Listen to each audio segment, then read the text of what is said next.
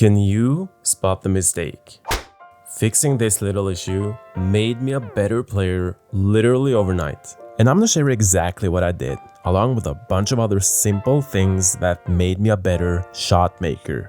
I've actually gathered 5 of my biggest aha moments that instantly took my game to a new level. What I'm doing here is a mistake that a lot of beginners make. In some cases, you can actually aim the shot correctly and still miss because of this. And doing this will also make it more difficult to shoot well when you're nervous. The good news is that it's a super easy fix. You just need a simple adjustment in your mindset. Here's the thing. Stop slow rolling balls. Study pro players and you'll almost never see them baby the shots. They often utilize longer cue ball paths. They use perhaps 2 or even 3 rails instead of 1, and they do this to be able to play with more speed and authority. A firmer hit is actually easier to execute, especially when you're nervous. And you'll also avoid cut-induced throw, which is the cue ball actually sticking to the object ball at impact, driving the object ball forward. So a lot of times you can actually aim correctly but still miss the shot because of throw. Especially on thinner shots, slow rolling will result in a lot of throw. So to avoid the need to compensate for that, you need to use more speed. And let's not forget, tables aren't always level, not even in pro events. Now let's go back to the first real aha moment that took my shot making abilities to a whole new level. Use a pre-shot routine. A pre-shot routine is basically a set of things you do before you shoot. Just look at what Albin Ocean is doing here. A pre-shot routine is absolutely vital if you want to increase your consistency. Just remember to do it on all shots. Don't forget the easy ones or the ones you thought were easy. You should actually devote some practice time to really ingrain it in your mind and body. By doing this, you sort of increase the size of your comfort zone. You're doing something that is familiar and safe to you, and this is shown to calm athletes during pressure. It definitely helps with aiming because a huge part of the routine is to visualize the shot. And a part of that is locking in on the target, not only when you're standing up, but also right before you pull the trigger. We actually have scientific research from other sports suggesting that pre-shot routines help athletes focus attention, reduce anxiety, eliminate distractions, and enhance confidence. So if you are struggling with your consistency, you absolutely need to implement a pre-shot routine. To understand the third aha moment, we can take a look at players like Jason Shaw and Joshua Filler, and even other pro players. They're all doing something that I think a lot of players need to do. Study them yourself and you'll probably come to the same conclusion as I did. The way they were hitting the balls proved to me that I needed to shorten the backstroke. For me, it's simple. A long, flamboyant stroke might look cool, but for most amateur players, a shorter, more compact stroke is much more reliable.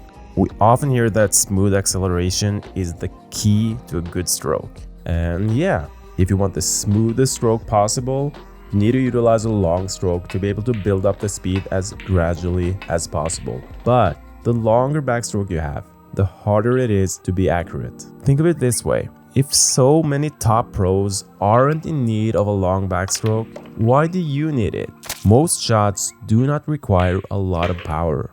So consider shortening your backstroke. At least you should give it a try. And don't be fooled by how you play during practice. There's literally no pressure during practice, so anything will work. What matters is how reliable your stroke is during competition. So maybe you won't look like Fedor Gorst or Koping Chung, but you'll pocket more balls and win more games. I'm almost sure about that. Alright, let's go on to the next aha moment. Where do you aim this shot? A lot of players will aim here. Now, look what happens if I put some speed on it. What you need to do, especially on modern pool tables with tighter pockets, is to aim for the pocket opening. And depending on where the object ball is played from, the pocket opening isn't always the center of the pocket. A lot of times, the true pocket opening is to one of the sides, and this should be your target. You will increase the chances of making the ball, especially if you're putting some speed on the shot. A lot of times players get punished for thinking the pocket plays bigger than it really is, even on higher levels. The next aha moment is a practice strategy to sort of bring all the pieces together. And to understand this, we need to reflect on a piece of advice that is often given that's sort of a double-edged sword. And the advice I'm referring to is to get up and reset if the shot doesn't feel right. So why is this not the best advice? Because it sort of tells you that you're allowed to feel doubt while down on the shot. The problem with that is this: how can you guarantee yourself that the doubt won't come sneaking in just as you pull the trigger? It's this doubt that causes us to twitch, to jump up, or to decelerate and miscue. Realizing this problem was an aha moment for me, and I found a practice method that works as a cure. Aim, go down, shoot. No practice strokes, no adjustments while down, no possibility to get up. I don't care how wrong it looks, you have to shoot. What does this do? Well, it forces you to really commit. Committing to the aim point you found while standing, which is the same aim point you had while going down.